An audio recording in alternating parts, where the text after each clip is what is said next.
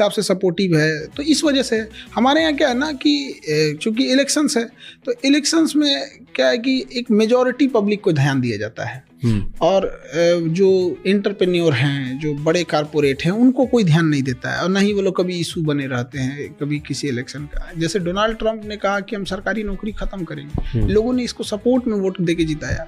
हमारे यहाँ कोई बोल दे गवर्नमेंट नौकरी ख़त्म करेंगे, क्योंकि आपने प्राइवेट में पहले वैसी अपॉर्चुनिटी नहीं दी। तो आप कोई एक पैर पे बैसाखी लेके चल रहा है तो उसका पहले पैर ठीक कर दीजिए, उसके बाद कहिए हम तुम्हारी बैसाखी छीन लेंगे।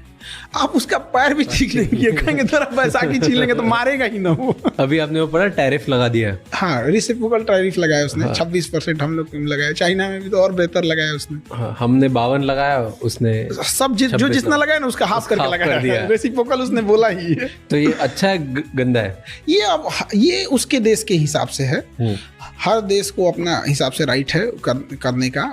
तो जब टैरिफ बढ़ाते घटाते हैं तो कभी इंपोर्ट पे फायदा होता है तो एक्सपोर्ट पे, तो डिपेंड करता है कि हम कितनी चीज़ों का इंपोर्ट एक्सपोर्ट कर रहे होते हैं। और इंडिया का है तो इंडिया में भी भाई हर देश के साथ अलग अलग टैरिफ है। इंडिया को तो चाइना पे और लगाना चाहिए। हम लोग का ट्रेड बैलेंस बहुत खराब है चाइना के से, बहुत ही डूब रहे हैं हम लोग यहाँ पे। तो वही तो कहते हैं कि दुश्मनी कर कहाँ रहे हैं हम लोग चाइना से, नहीं कर पा रहे हैं, मजबूरी है। क्योंकि अगर आज कौन सा घर है जहाँ चाइनीज सामान नहीं है, और बहुत बिजनेसेस है इंडिया में जो चाइना की वजह से चल रहे हैं और यहाँ पैसे कमा रहे हैं। बिल्कुल। तो चाइना से जो चीज़ें चाइना में मिलती है ना, एग्जैक्ट वही चीज़ें वियतनाम में भी मिलती है, एग्जैक्ट सेम प्राइस पे, सब कुछ सेम पे। हमको ये नहीं समझ में आता है कि इंडिया वियतनाम से प्रीफर करे।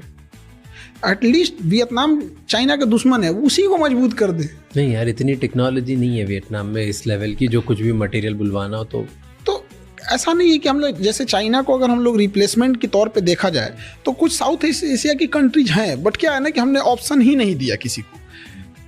जब आप ऑप्शन नहीं देंगे तो अपडेट नहीं होगा, मार्केट नहीं होगी, किसी होटल में कस्टमर ही कम आएंगे तो कितनी वेराइटीज रखेगा।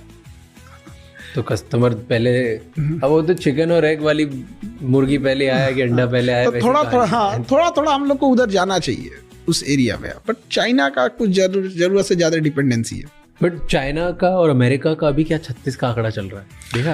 हाँ, दोनों अपने अपने, वो एक सुपर पावर बना हुआ है, इसका कहना है हम बनेंगे, तो टसल है भयंकर। और अभी अमेरिका ने जितना टैरिफ लगाया चाइना ने उतना ही वापस लगा दिया, वो देखा? वो चाइना का ये चीज बहुत अच्छा लगता है। वहाँ पे आप उसको कुछ भी कीजिएगा वो दबाव देगा। वो देश, उसके यहाँ पॉलिटिक्स नहीं है, उसके यहाँ देश है, वो तुरंत लगा देगा। हम लोग नहीं लगा सकते, मजबूरी भी है, हम लोग किसी को ब्लेम नहीं कर सकते। किसके दम पे कूदिएगा? ना इंडस्ट्रियलाइजेशन है, ना इकोनॉमी है उस हिसाब से। क्योंकि अमेरिका को, केवल अमेरिका पावरफुल नहीं ना, हर जगह पावर रखता है।